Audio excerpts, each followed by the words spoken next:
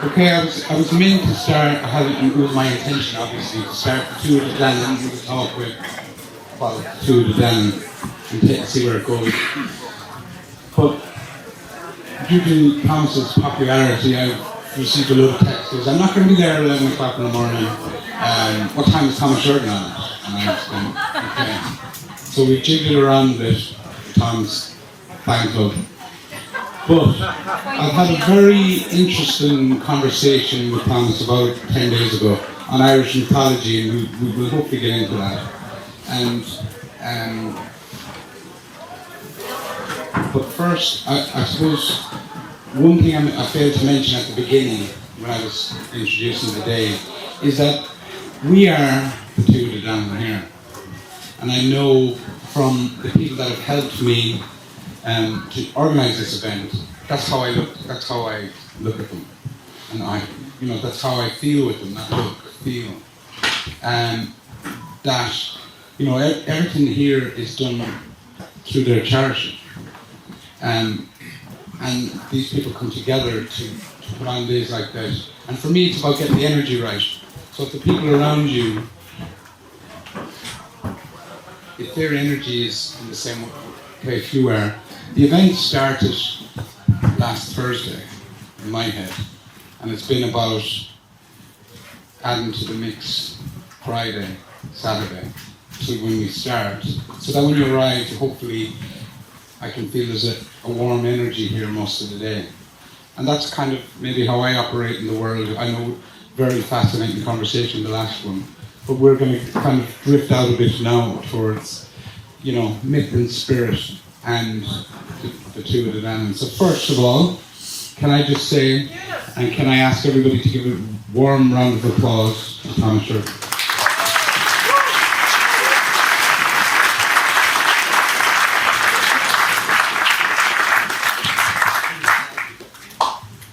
So, Thomas, I suppose you're probably I always, when I think about you and the output of what you do, I always think if you got Thomas Sheridan's, the people that are drawn to you would be the most eclectic bunch of people in Ireland, because it has no kind of common theme.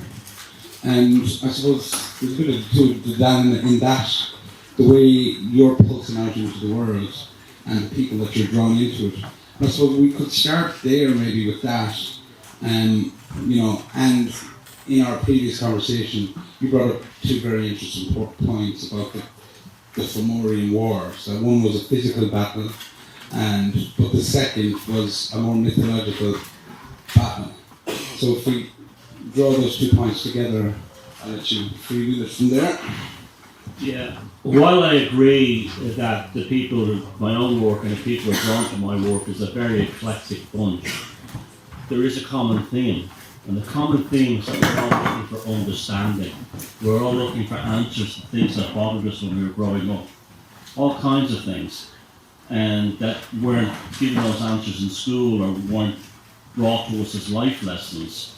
And some people might be interested in me talking about corporate psychopathy and things that they have to deal with back in their work days, or things to do with ancient mysteries or anything, spirituality, and all the other things I'm interested in. And I think that's what it's all about.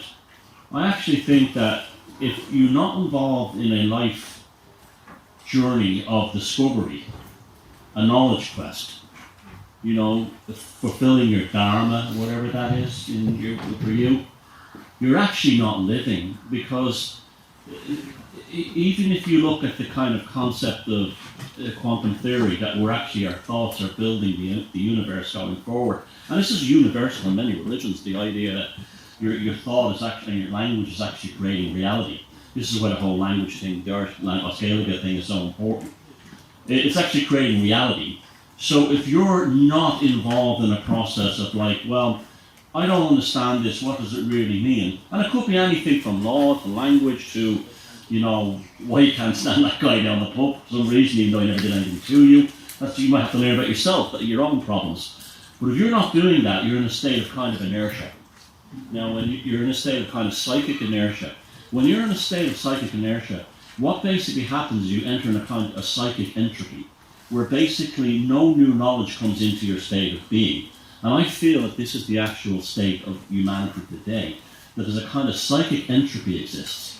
And you see it all the time. You know, I often like when I'm doing the vlogs, and I'll say, you ever try talking to the average person about anything beyond like what's on the TV news? That's psychic entropy. They think, like, you know, one of the great things of life is that biggest problems we face, and Dr. Anne earlier on touching that, is that a lot of people seem to think that history has ended, and that we're at the end of history, and there's no continuation of this going forward.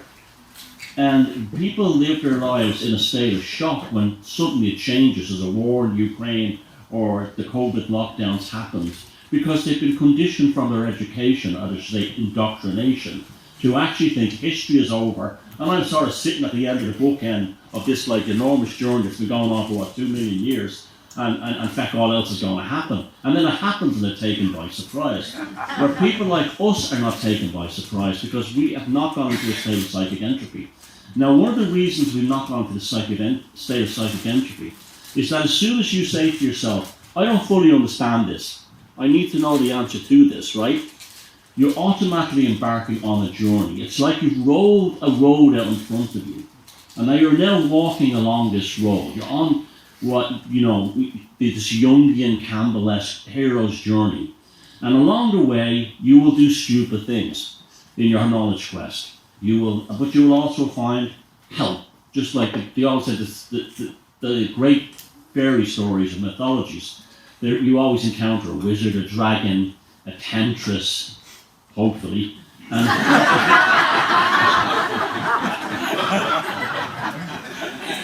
and only one, and, a holy man or a holy woman, and you get into the darkness and you're rescued. And this happens in knowledge as well. So people could go on, you suddenly might wake up about COVID, right? And you go, Jesus, they're all killing us, you know, with with this needlecraft thing, right? And then you go run down to your friends and you say, or your family, and you go, no, I discovered that, like, you know, they're killing us with this stuff. And then they'll all go, what the fuck is wrong with you? And then you realise you should have never said that. You've gone into the abyss, okay? And you've got to slay the dragon. And the first dragon you have to slay is your own arse. Then you have to keep your mouth shut and open at appropriate times, because not everyone is ready for the information. And it's like you will turn them into an adversary rather than this evangelical thing that's led you into this mistake, okay? So, yeah, that's what it is, you know. So, what's the greatest software for learning about this stuff is mythology. Mythology is the stories of people who have already made these mistakes, so we don't have to make them ourselves. And this is why I put great, and not just Irish mythology, Anne had mentioned the hobbits. There's a lot of truth to that, actually. But those of us on the outskirts who are actually standing on the stage, we would be like the Rangers, because that's what happened in the Tolkien mythology. The Rangers protected the Shire by stopping intrusions of evil into it anymore. And that's why they lived in a state of bliss, because they were kind of protected by a wall of these Rangers. And that's what I think we are in that sense. But I think the average person, you're right, is the Shire. But so in mythology, about 8 years ago, I wrote a book called The Druid Code, and it was trying to use what does all this stuff, mythology, ancient sites, ancient stories, language, you know, etymologies, all this stuff all mean. And I came to the conclusion that what other people came to the same conclusion as, I wasn't as clever as what I thought I was, that there are two operating systems of reality, right? There is the material world of the, you know, everyday, and that would also include the basic psychological world in terms of your sociological interactions with other people. But underneath that is another world. You can call it the spiritual world, you can call it the subconscious, you can call it all these other things you want to call it, but it's the underlying operating system. And that's what mythology is really telling us about. It's giving us a sort of a taxonomy of the human condition below the materialistic the personality, the ego, and all this stuff. And within that lower levels of cognition, within that plane, there's help, there's guidance. And when you tap into that, now Gerry gave a brilliant example when he opened his thing today. He said that he didn't know where that sign was, and he was like losing it. Everything was going right. And suddenly everything clicked, as if a hidden hand had jumped in and said, you know, well, what happened then was you had sort of surrendered yourself to the process. And the process, the universe, whatever you want to call it, God, will reward you when you're in a state of natural law. When you try to go against it, it will kick you up the backside. Okay? And that's it. This is, the whole, go with your gut feeling. Okay? Your first instinct is always the right one. Ah, yeah, but she had legs up to here. That's your first instinct was, she's a bit nasty, isn't she? And the same, and the women don't get off on this either, so don't think like that. So he had lovely eyes, Sure he did, yeah. Just like the kid he left with me, gone. But anyway. Archetypes. Watch out for the archetypes. And that's what happened to you, that's what happened to you. Now, in terms of this bunch, the two of it down, okay? One of the problems with Irish mythology, and it's not universal to Ireland either, and we're very lucky that we have a mythology, because the English lost their mythology. It was destroyed by the Normans with the harrying of the North. And that's why Tolkien had to create his mythos from the Anglo-Saxon, wherever he could gather up in Germanic things, to try and create an English mythology, because the Normans had basically genocided the English. The first victims of the British Empire were the English people. You know that? And those people in England talk about things like, the Magna Carta and the Doomsday Book. They were like, well, you're celebrating the thing that destroyed you. You're on about, But it's like, that's how deep the brainwashing goes. And we were lucky we still had it, because we were a bit more isolated. A huge advantage was not being conquered directly by the Romans. So we had a kind of a pleasant transition into Christianity, where in mainland Europe and Britain, they knew what the Romans were like when you didn't do the right thing for them. And they kept what the iron fist of Rome could be like, the fasci, the bundle of sticks, with the axe in it. That's where the term fascism comes from. And they always carried that into territories, the fasci. And that was the rule of Rome, bound by the axe head, meaning that you don't dare. You can do what you want, you can worship whatever god you want, they have your culture you want, but don't you dare interfere with Rome. Now, we never had that in Ireland. So whatever the Roman Christians who came over to Ireland, we didn't have the same hostility that they encountered in the Germanic world, because after what they were dealing with the Romans for centuries. So that's where mythology survived, but also the early church, they were like the CIA. In fact, you should basically think of the Vatican as a kind of a CIA operation in terms of the early Christians. No, I'm completely serious. They knew exactly what they were clever. They would go into a new area and they would say, well, what do you have here? Well, up the road we have here the goddess Breed, right? And they would go back to the bishops in Rome. They say, well, they've got this god and this god. Make this saint that. So Bridget is a perfect example. She was the pagan goddess Breed. She was the goddess of witchcraft, fire, magic, harvest, a few other things. They're quite interchangeable, the Irish gods and goddesses. And the holy wells and all that stuff. So there's a phenomenal letter from Augustus to Augustine, to the Anglo-Saxon bishops. And he says, make clean the houses of worship of the pagans. Sprinkle them in holy water and remove the unclean idols, because the locals have a familiarity with these places of worship, and their buildings are very well built and just consecrated to the one true religion. So it's very clever. It was a co-opting thing, So Christianity really came in very slowly. In fact, you're very difficult to find the actual length of time Christianity took to come into Ireland, because as late as the 1360s, the Book of Ballymote was still producing books for monks that showed the runes and showed the Furtek runes, which are called the Om of the Anglo-Saxons, the Om of the Vikings, as well as the regular Ogham. So they seem to be struggles. When you look at the history of the Chaldeans, who are kind of like a mixture of kind of pagans and Christians, but there was this was a much longer struggle to convert Ireland to Christianity than people say. So a big part of that in Ireland was they were not going to turn around and say, all your gods and goddesses are demons, which they did in the Middle East, by the way. They did that in the Middle East with the churches there. A lot of the names of demons were actually Semitic gods, like Paimon. He was the god of he was the pagan god, Arabic god of the desert and caravans and safe journeys. They weren't going to do that in Ireland. So what they did was they converted lots of them to saints, and they also took over their feast days, right? So, they have to laugh, the interpretations of things, right? What's Christmas, Yule, what's Easter, Ostara, and so on. All Hallows Day is Halloween. And they took the pagan holidays, but they also took the days of the week. Monday, the moon day, Tuesday, Thursday, Wednesday, Odin, Thursday, Thor, Friday, Frigga, Saturday, Saturn, and Sunday, Sol Invictus, a Roman festival of the visible sun.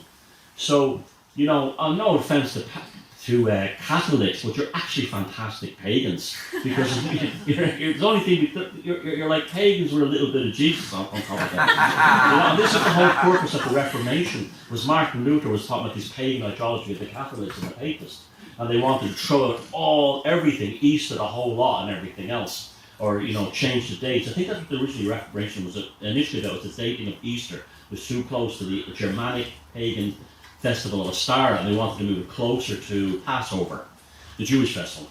So there you go. So that's what happened in Ireland.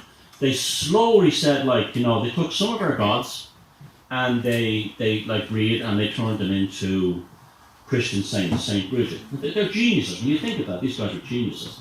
Like I said, CIA and level. And they also did things like they wrote down our stories. Most of the stories we have of Irish mythology, including the Tuatha Danann, come from, say, the early to, we'll say like the beginning of the Middle Ages to the sort of Middle Ages proper. In books that were written down by monks in monasteries. That's not unique to Ireland now, that happened in the Nordic world as well. And they wrote down the stories as the people had basically carried them on generation to generation, but they Bibled it up a little bit. So you have the things of the first one person in Ireland was Noah's daughter, after the Great Flood. So it was a way of tying it into things like the 12 tribes of Israel and all this stuff. Now, when I wrote the Druid Code, I said, okay, I'm going to do a cross study of comparative mythologies around Europe, and not only Europe, but also things like Hinduism, because it all comes from a similar Indo-European root, and the Vedas and so on. And it allowed me, so you'd have certain common gods. Fascinating stuff, by the way, we get into it. You'd have like a god of the smith or the iron, Thor. Not Thor, but you'd have the hammer. And he represented by the dwarves making the hammer. You had the Gobanu in Ireland. You had a raven goddess, the Morrigans, the Valkyries, this kind of thing. And a tremendous association with things like bulls. Bull and bovine cunts, like it calls the Tyne by Cruiga here in Ireland, the red and white bulls of Cooley and all this stuff. That's the same bull in the golden calf when Moses came down from the mountains. That's just allegory that they were starting to worship Indo-European paganism again, because the bull was the sort of the first god, or such an animistic god. So what do we know about the Tuatha Danann? Basically what we know is what the Christians wrote down, okay? But it seems to be more or less a common story you see repeated around European mythology, that there is another race that exists as almost like part of the folk spirit of the existing race. And there's been a disconnect. Now, whether this was in Ireland's case, and again, we don't know the true history of Ireland and the Roman Empire. That's a really, a lot of documents have been lost. The Romans were this nonsense they told us in school, the Romans had no interest in Ireland. They had great interest in it. You should read the work of Tacitus and everything, and Agricola. They were very interested in Ireland. They were constantly trading, and huge numbers of Roman coins have been found all over this country, as well as Roman graves. And now you have like in Drumnana, just north of Dublin, it looks like there's an actual Roman settlement was there.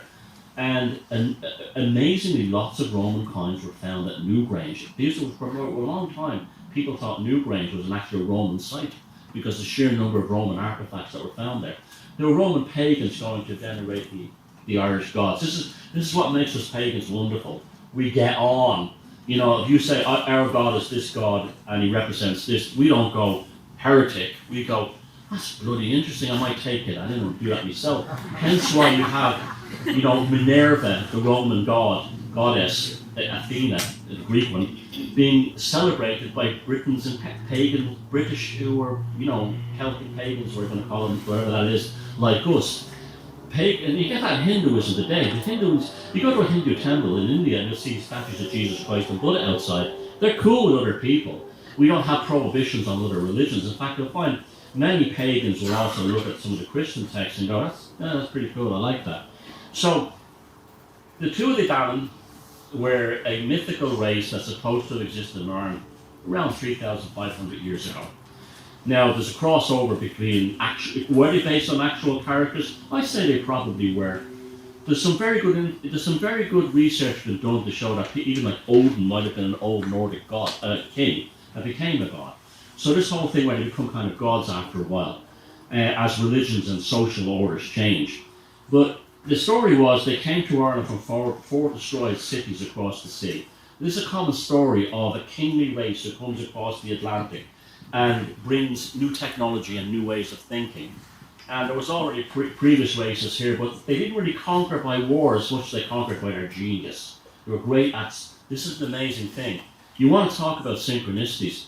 When you really look into the sort of like the body politic of like the Tuatha Danann, they were really about crafts, metalwork, ironwork, stonework, cooking, culinary, everything, right?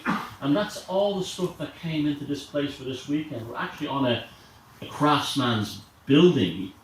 You know, it's almost like, and this is, as a pagan, we would say, well, the gods, you know, they've opened doors for us. Yeah. They've moved things to make this happen. And these synchronicities are not synchronicities, they're not accidents. There's something at the lower poles of cognition. Now, and mythology is a fantastic way to frame this, that there's a common software that operates under all our souls, we want to call underneath our subconscious minds, right? And they will click into one another and things will suddenly happen, you know? And people who would be otherwise in previous lives very diverse and probably would have never met, you know, now we all know each other and now we're all mates. Now that didn't happen by accident. That's what, like John said. That's just there is a process at work. A process at work. Now I know I'm hogging it, but I want to say something. Regardless of your spiritual path, all that stuff is real. In 1982, the CIA did something called the Gateway Process. Has anyone ever heard this? It's remarkable. They wanted to see what the supernatural stuff was. So basically, the CIA and the US military got together and created this thing called the Gateway Process. You can actually read the documents. They've all now been fully unredacted. And they're hilarious. There's these, like, it's written by some colonel, and he says something like, we discovered that there's actually, can you believe it? There really is something called a soul or something like that. And there's this thing called spirit. And amazingly, it seems to be that human beings give off an energy from their hearts that other human beings in close proximity to them, or even on the other side of the world, if they're clicked in together, find they contact somehow. It somehow comes across face to mind. And they're like this, you know, it's like they basically discovered, they took the work at the Monroe Institute, which was like basically a parapsychology group, but the CIA went down to kind of debunk it. And they came out saying, yeah, this stuff is real. The soul is real. Paranormal, mystical experiences, the whole lot. You name it, it's all real. And do you think that document was just put into a file and put away? No. What does the military do when they have information like this? They weaponize it. Okay? And that's why I think we are in an especially dangerous place today that previous ancestors weren't. Because the control structure, while they give out to the masses Brian Cox and his like, you know, this horrible smile, or Richard Dawkins of these people, and they go, I'm a terribly scientific person. If it's not quantified, and it's not, scientific. I have nothing to do with it, Look at my 57 booster. These they put that out to the profane. A lot of us is tied out in Freemasonry and stuff. This kind of attitude, the profane. While they know fully well there's a spiritual dimension to reality, and they go to war against us in that reality. And it's more than just gaslighting. Now, Una was talking earlier on about spiritual attacks. That's not a metaphor. That's literal. Anyone can I have a hands up? Have any of you ever felt you were under psychic attack? It's extremely common, okay? That's because someone didn't like you so much, or what you stood for, that stuff that the gateway process the CIA discovered had, boom, hit you. If someone really hates your guts, you know it. You can feel it. You're on the other side of the world. You can feel it. That's a psychic attack. And you're lying there in bed at night, and you feel like the energy is draining out the soles of your shoes. Well, you shouldn't wear shoes at bed.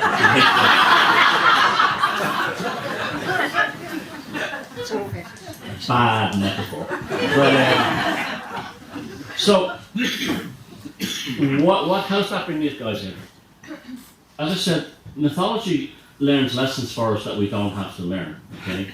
Now, there's the main canon, or the main aspect of the Tuatha. There are two particular battles they fought against two groups. The Battle of Mythology, there was two of them actually. One of them took place in Galway against the Fear Bolga, which was another group. And the second one took place in West Sligo, near Lough Arrow, they were called the Fomorians. Now, there was some very good work done in the 70s and 80s by kind of comparative mythologists living here in Ireland. Sadly, many of their names are forgotten. And they were saying that it's very similar, that what they're really talking about are two battles here. One in consciousness and one in reality. So they had to defeat the Fear Bolga in the first battle in a conscious level. So preparing themselves to deal and fight the real enemy on the battlefield. So there's two battles, right? There's one at the conscious level and one at the physical level. And you cannot go into battle. And when I say battle, I mean that metaphorically as well as literally. So unless you have both elements resolved inside you. And that's what these stories these stories our ancestors sent down to us, which would have always been relayed orally, okay?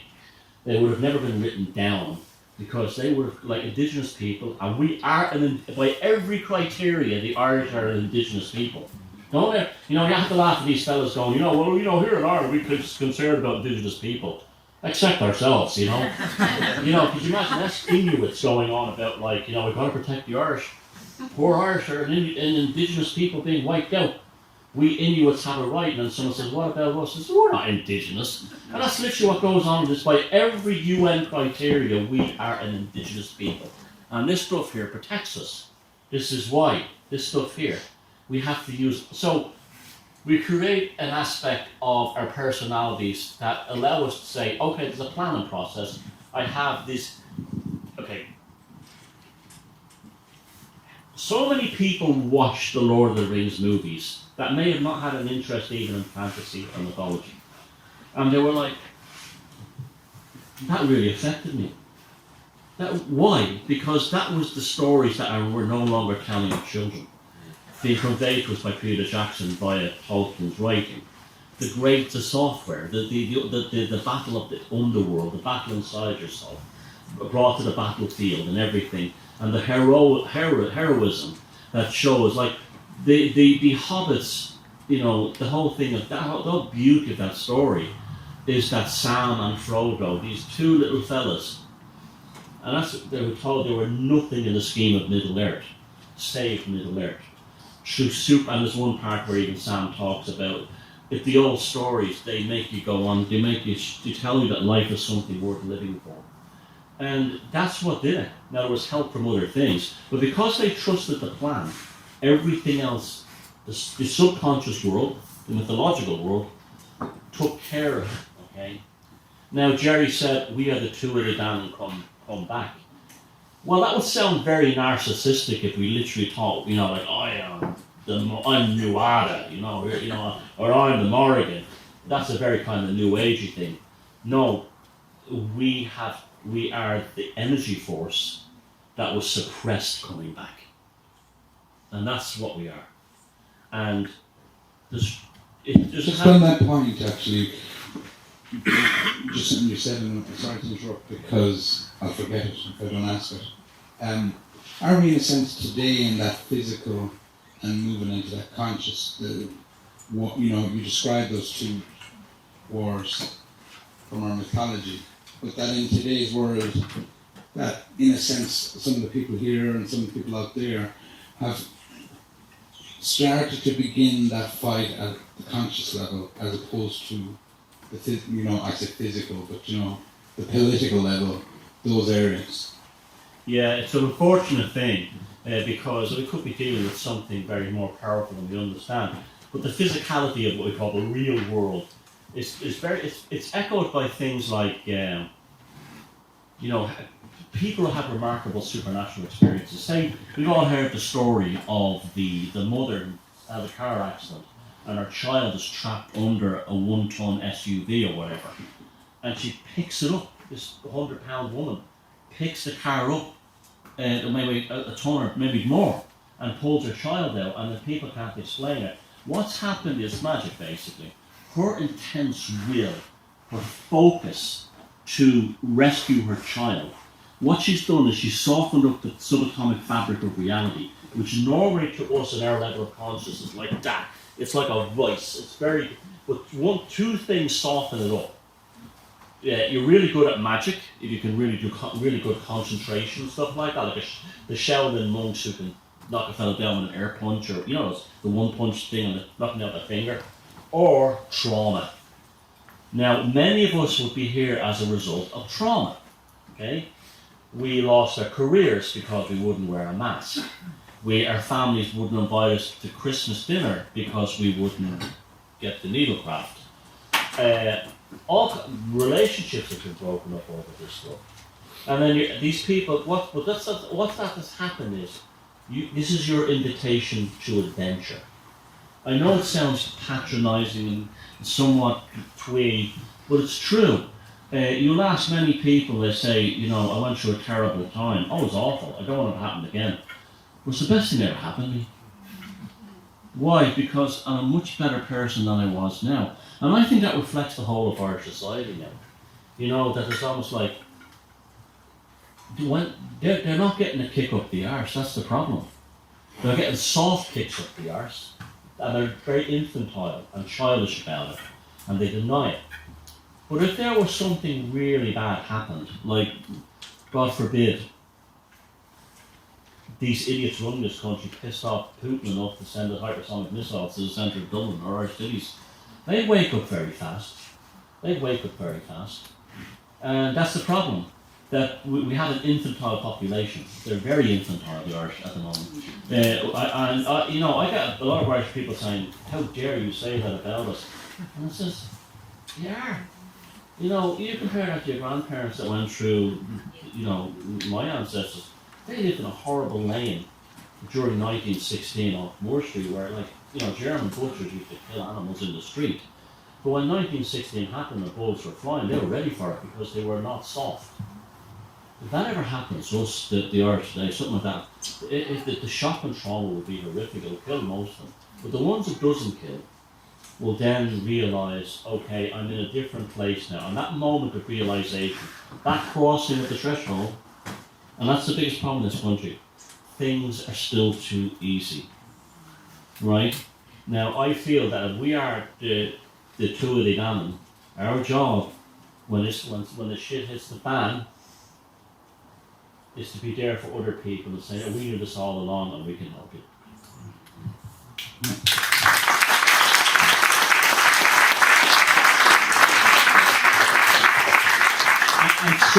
And suddenly, it's not like a pointless piece of information anymore. You are the kind of, it's not even narcissistic. You can jump in. We knew all about this. Maybe we warned you, didn't listen, but now you have to listen, and this is what we do now. So I suppose just take it on one further step, and I suppose the way I'd frame it in my head would be, our Irish mythology, can we kind of use it as a tool in our day-to-day lives as we go and leave here today and go about our business? I feel myself, just the little I've explored it, that there's a great intertwining of our myths and our spirituality there that we're only starting to unlock. But when we do, there's great power. That in a sense, is the way out. Yeah. Well, we kind of have no choice. I ask myself, how did we get from Nile of the Nine Hostages to Simon Harris?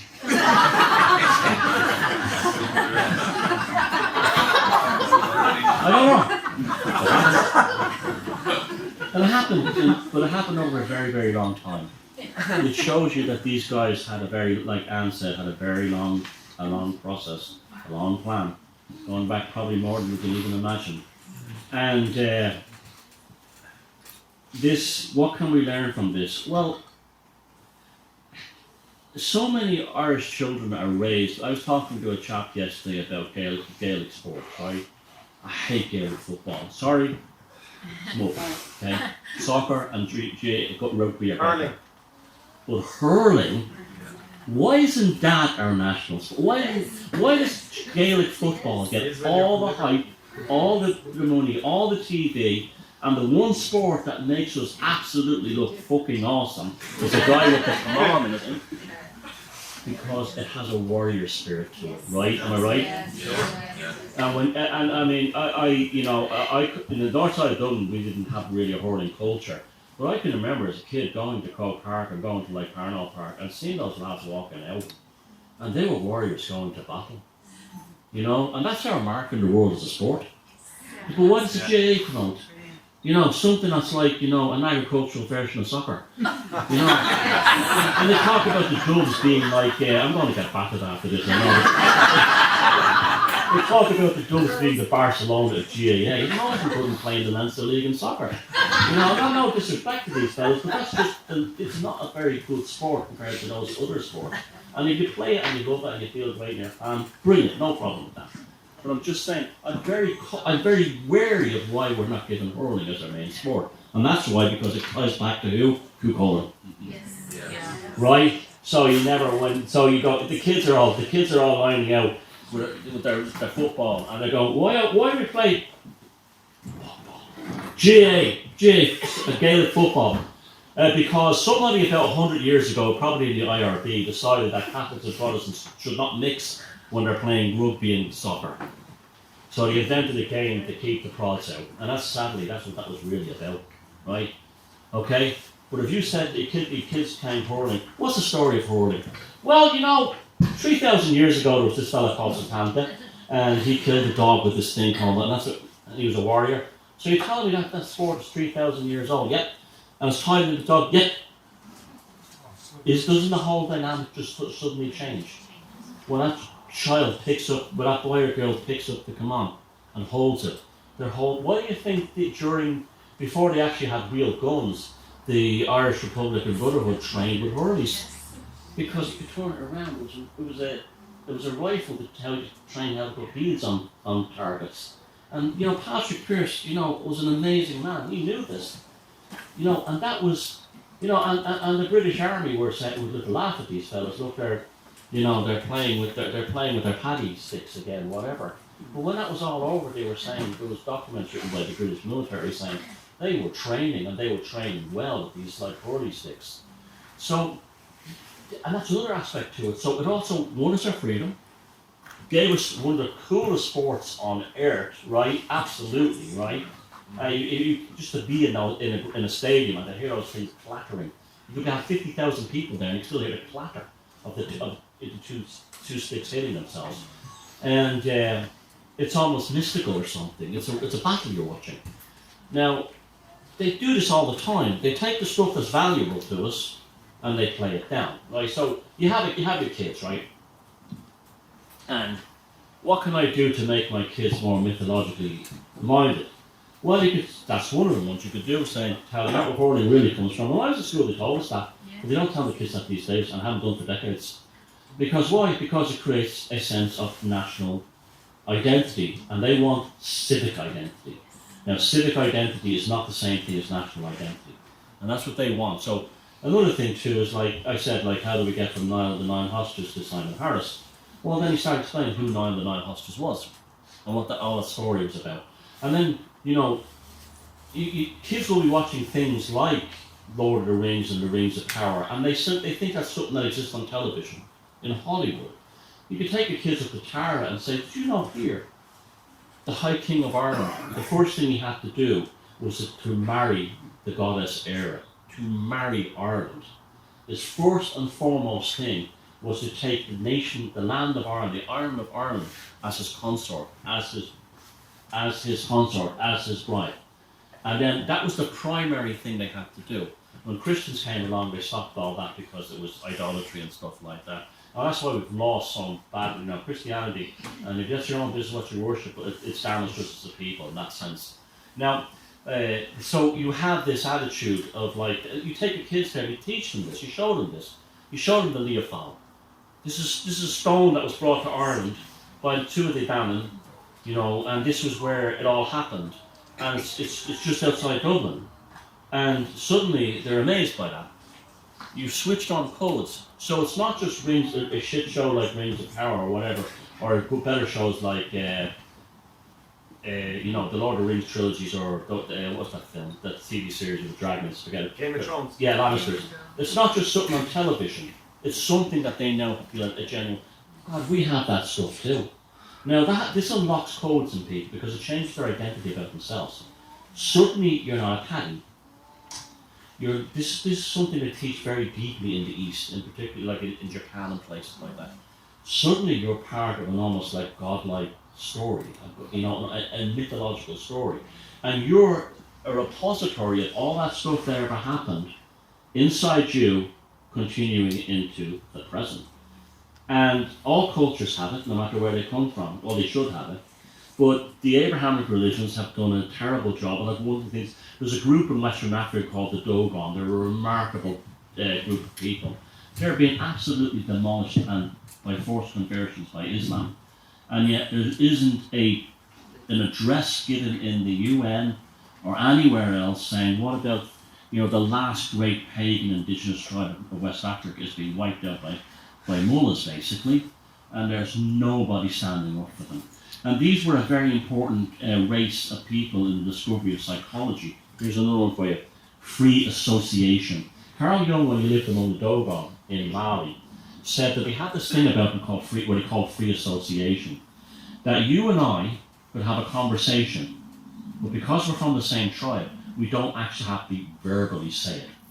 You know, anyone's ever been in a band or on a sports team, you could be playing a very fast-moving sport like hurling or basketball. You subconsciously throw the ball, and you know the guy is behind you. This is called empathy. Empathy really means this, the syncing of mirror neurons in the frontal cortex. And so there's a connection. So we can go and build something. Say we all work in a really good construction company. We might all be family. We have to build a house. We go and build it. I don't have to tell you what to do. I don't have to tell you what to do. You have to tell me. But we kind of know by a kind of you'll see it among like, travelers still have a fair bit of it. A kind of an understanding, a way, and that's a very powerful thing. And education was designed to destroy that in us. So our knowledge always comes from an exterior force inwards, and not by this kind of concept of free association. You see children playing together, little kids playing together. Nobody is saying, and now we're going to go to the Lego, and now we're going to go play with the toy cars, and now we're going to do drawing. It just kind of happens. You know, it's a mad. But that's free association. The mirror neurons are all working together to do things. And this is the same. This would be, to me, the Tuatha kind of, which literally means tribe, the tribe of the goddess Danu. And it literally means the tribe. The tribe has an understanding. So, you know, we have to make this so people like you and I can walk down the street and we never met. And you'd be kind of like, hey, homie, like you kind of know one another. It's the weirdest thing, you know, but it's not done through any kind of association, through, rules and regulations. It's kind of an understanding that you just kind of have, And Irish people did have this, up until probably very recently. Television destroyed this country in many ways. Now, speaking of television, and David Devalera wrote an amazing speech about the dangers of television before RTE was launched. I don't know if anyone read that. Yeah. And he called it has a terrifying capacity to destroy our people. This is like prophetic, Now, what he was talking about was, the story of the Tuatha Danann was, after they were defeated by the Milesian Gaels, which are the Gaelic people, which most of us are probably descended of, when they came from Spain, was that they went under the earth after the Druid American had banished them.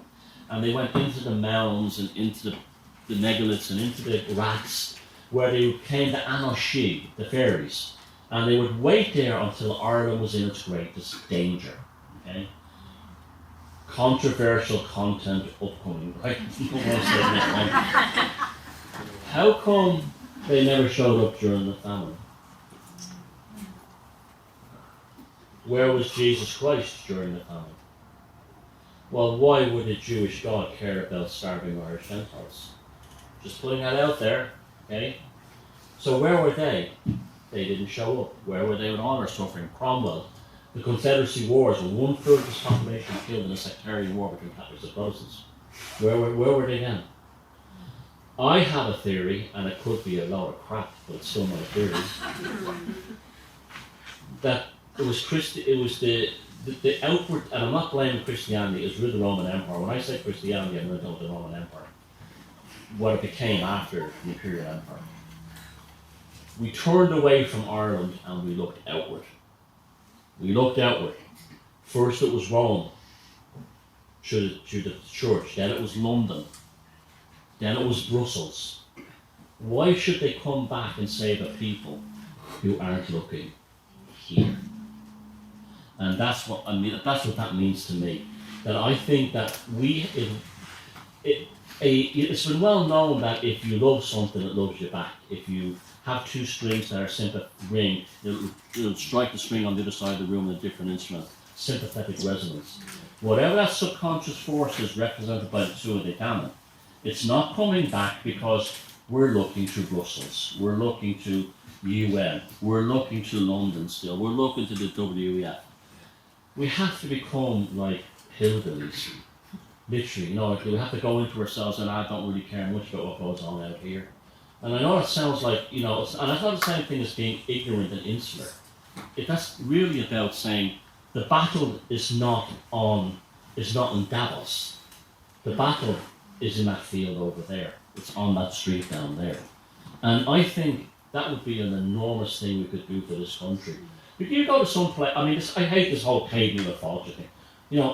Asher Jesus, everyone loves the Irish. I always hate that crap, Asher, well, who precisely loves you?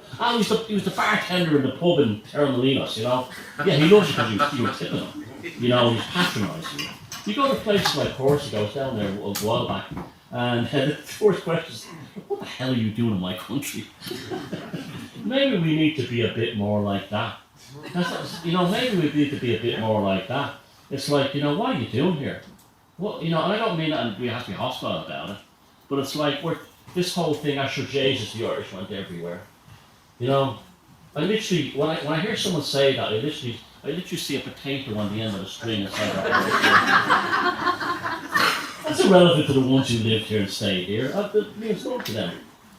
But that, we're a bit too soft that way. We're a bit too, it doesn't mean we have to be nasty. And they say, well, our hospitality plays to our strengths. There's a difference between a hospitality and being a sucker. You invite someone over to your house for dinner. You don't let them stay and, take over. They don't, eat all your food and all that stuff. There's a point where you say, okay, out of here. And it's like, there's nothing wrong with that. It's human survival, and that's a tribal mindset. There's nothing wrong with it. I hate this thing where they're going like, oh, we shouldn't be so insular. Why? Why shouldn't we be so insular? Well, because it's a dynamic global world, okay? And we miss out on trade opportunities. Yeah, but we'd still be insular and do it. Japanese did it amazingly during the 20th century. There was insular as anything. And yet they had a global trading business empire and became incredibly rich and managed to maintain their culture. It can be done. It can be done. You don't have to keep up with the Joneses. You can take the Joneses' money, do business with them, and still be yourself. Okay.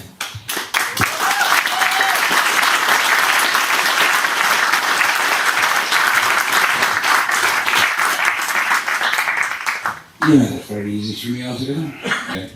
And supporting the event, because I think these events are important, and they wouldn't happen except, many of my subscribers to my Substack, John's, Thomas, Louise, Dr. Anne, it's because of you guys we can do it, and it's always very good to be around you and your energy for me personally, so thank you. So we'll leave it at that.